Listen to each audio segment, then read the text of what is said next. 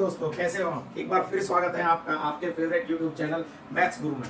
पिछले वीडियो में हमने देखा था, हम एक्सरसाइज क्वाड्रेटिक इक्वेशन का फैक्टराइजेशन मेथड सॉल्व कर रहे से क्वेश्चन सॉल्व कर रहे थे। तो अब हम क्वेश्चन नंबर 4 तक हम सॉल्व कर चुके हैं। क्वेश्चन नंबर 5, क्वेश्चन नंबर 6 और आगे के फर्दर जो क्वेश्चन है उनको सॉल्व करते हैं। देखते हैं क्वेश्चन में किस तरीके से क्वेश्चन सॉल्व होंगे। ठीक है, हम फैक्टराइजेशन मेथड से क्वेश्चन सॉल्व कर रहे हैं। तो देखते हैं इसमें क्या है क्वेश्चन में। क्वेश्चन नंबर 5 कह रहा है कि the altitude of A right angle triangle is 7 centimetre less than it's base if the hypotenuse is 13 centimetre, find other two sides. ठीक है, हमें क्या गिवन है? सबसे पहले गिवन है राइट एंगल ट्रायंगल। तो राइट एंगल ट्रायंगल हमें पता है क्या होता है। राइट एंगल ट्रायंगल होता है ऐसा ट्रायंगल जिसमें एक 90 डिग्री का एंगल हो। ठीक है, अगर मैं इसका नाम ए बी सी अगर रख देता हूँ और हमें गिवन है क्या 13 centimetre hypotenuse.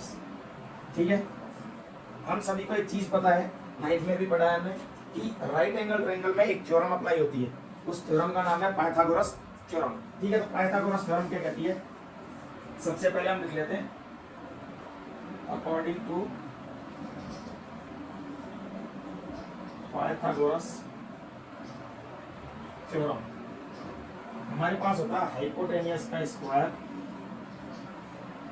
Is equals to base का स्क्वायर प्लस एल्टीट्यूड का स्क्वायर। ये हमारे पास एक रिजल्ट होता है। ठीक है, अब देखिए आगे हम इस क्वेश्चन की बात करते हैं। हमें क्या गिवन है? Altitude is 7 centimetre less than it's base. Base से 7 सेंटीमीटर कम है, लेस है। तो हम बेस को अगर x सेंटीमीटर मान लेते हैं तो एल्टीट्यूड कितना हो जाएगा? x माइनस 7, क्योंकि x minus 7 centimetre 7 centimetre less है। तो देखते हैं आगे। Let the base of triangle ABC is equals to x centimeter, then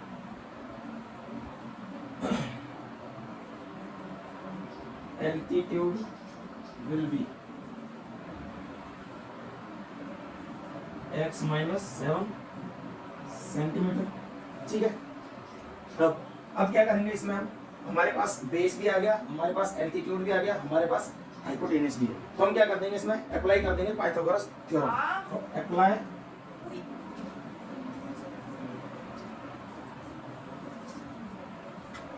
Pythagoras theorem.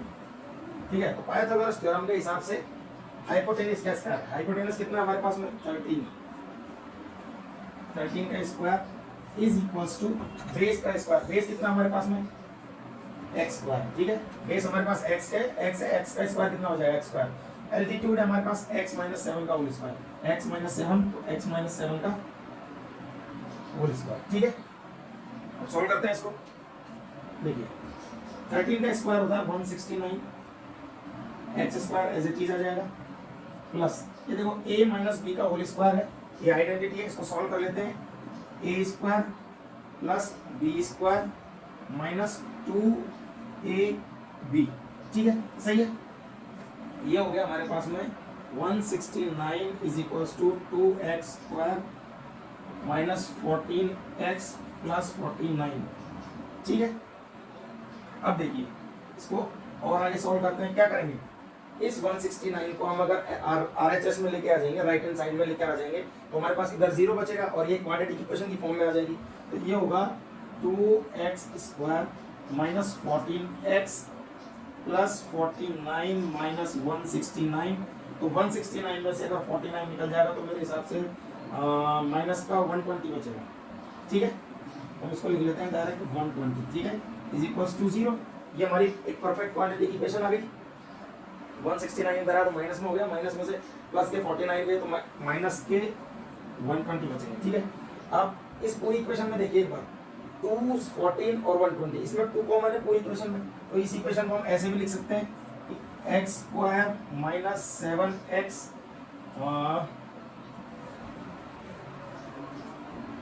Minus 60 is equals to 0।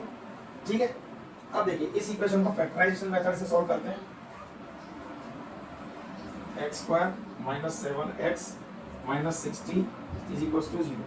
हमारे पास एक्स स्क्वायर का कोफिशिएंट 1 है और c की जगह 60 है, यानी हमें फैक्टर किसके करने हैं 60 के। तो देखिए थोड़ी देर के लिए 60 के फैक्टर क्या क्या होंगे 2 30 अगेन 2 15 3 5 5 1, ये प्राइम फैक्टराइजेशन हो गया। अब देखिए हमें मल्टीप्लिकेशन पे इन सारे नंबर्स का हमें 60 मिलने वाला है, लेकिन हमें चाहिए क्या एडिशन या सब्ट्रैक्शन पे हमारे पास क्या आना चाहिए माइनस का 7, और मल्टीप्लिकेशन में भी माइनस में आना चाहिए 60। तो देखो हम पेयर बनाते हैं 2 into 2 और 3 into 5, 2 2 4 और 3 5 15, तो 15 into 4 मल्टीप्लिकेशन पे 60 ही आएगा, लेकिन ऐड करने पे या माइनस करने पे हमारे पास में माइनस का 7 नहीं आ रहा है, इसका मतलब ये पेयर नहीं होगा।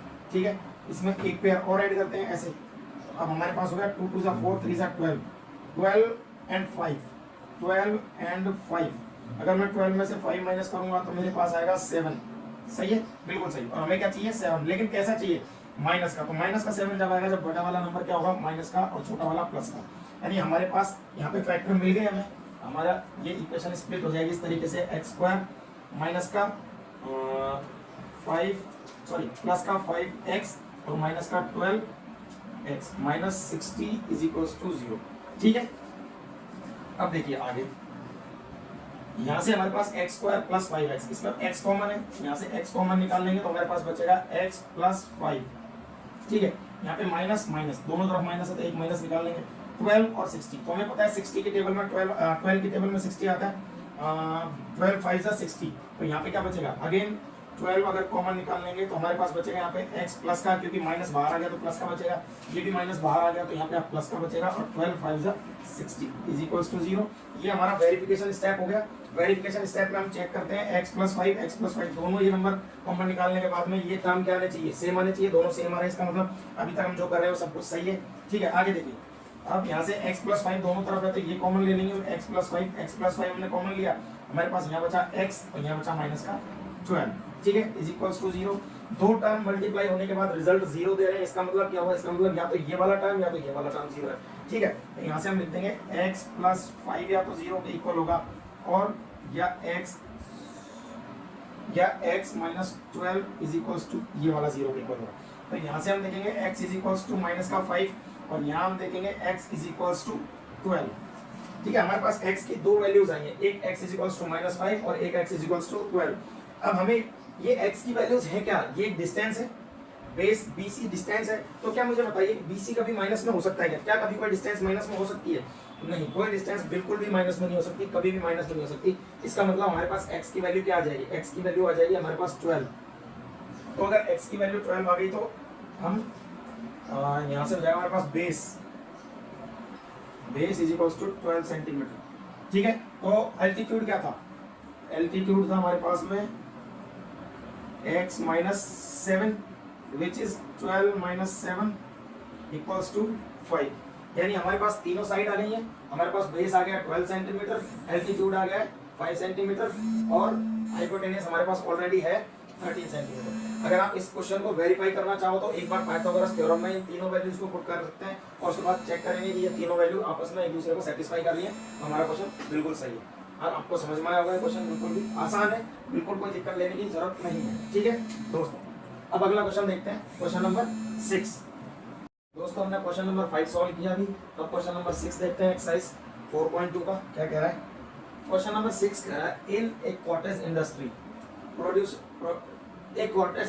Produces a certain number of toys in a day। एक कॉटेज इंडस्ट्री है जो एक दिन में कुछ टॉयज प्रोड्यूस कर रही है। It was observed that the cost of production of each toy was 3 more than the twice the number of toys produced in a day। यानी एक दिन के अंदर जितने टोटल टॉयज जितने टॉय प्रोड्यूस हो रहे हैं ना, उसके दुगने से 3 ज्यादा कॉस्ट है एक टॉय का प्रोड्यूस करने की। If the total cost of production in a day was 90 rupees, और अगर एक दिन में टोटल जो टॉयज प्रोड्यूस हो रहे हैं उनकी कॉस्ट कितनी है 90 rupees, then find the number of articles and cost of article। ठीक है, आर्टिकल और टॉयज whatever। ठीक है, देखो दोस्तों सबसे पहले हम मान लेते हैं, सपोज करते हैं let the number of articles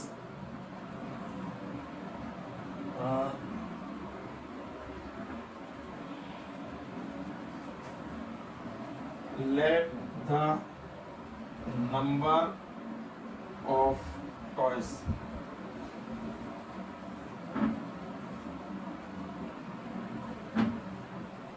produced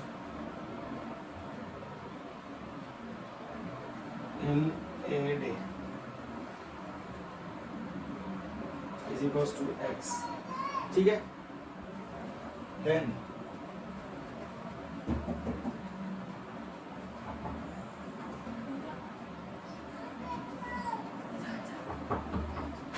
the cost of production of a toy, then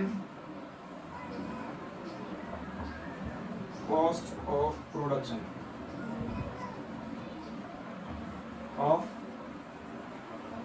each toy, yeah, of a toy is equals to 3 more than the twice of number of toys produced in a day.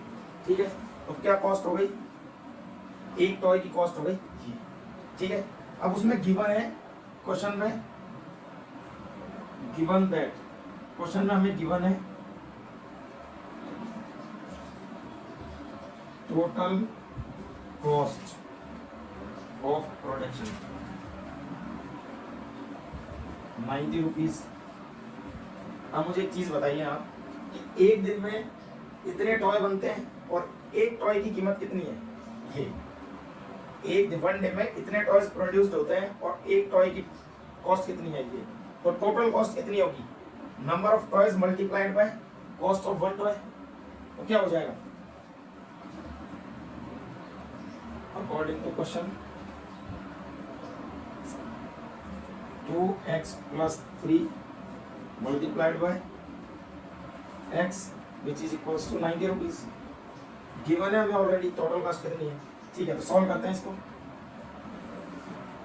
x into 2x square x into 3 plus का 3x equals to 90. ठीक है, ये quadratic equation हो गई. इसको और अच्छे तरीके से लिख लेते हैं. 2x square plus 3x minus 90 is equals to 0. इस इक्वेशन को हमें सॉल्व करना है फैक्टराइजेशन मेथड से. ठीक है, करते हैं. a का मल्टीप्लिकेशन x स्क्वायर का कोफिशिएंट क्या है 2 और c की जगह क्या है 90, यानी 90 इंटू 2 कितना हो गया 180. हमें 180 के फैक्टर्स करने होंगे. तो ठीक है, करते हैं. 2 90 अगेन 2 45 अगेन 3 15 3 5 5 1. ठीक है, देखिए अब पेयर बनाइए. 2 2 जा 4 4 3 जा 12 और 3 5 जा 15. 2 2 जा 4 3 3 जा 9 5 जा 45. 2 2 जा 4 4 3 जा 12 और 3 5 जा 15. 15 एंड 12 और हमें चाहिए क्या, हमें चाहिए प्लस का 3.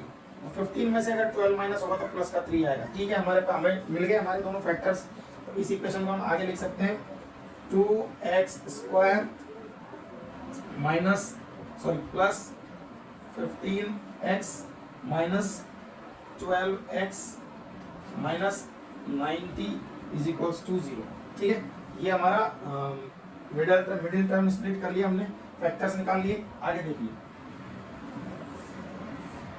हमने उल्टा लिखा, इसको ऐसे लिखेंगे हम, क्योंकि 2 में से 15 कॉमन 15 में से 2 कॉमन जाएगा नहीं, तो यहाँ हम लिखेंगे माइनस का 12 और यहाँ पे लिखेंगे हम प्लस का 15. इजीली कॉमन आ जाएगा. ठीक है, अब देखिए 2x स्क्वायर और 12x में से क्लियरली दिखाई दे रहा है 2x कॉमन आ जाएगा. तो यहाँ पे 2x कॉमन निकल गया तो ओनली x बचा.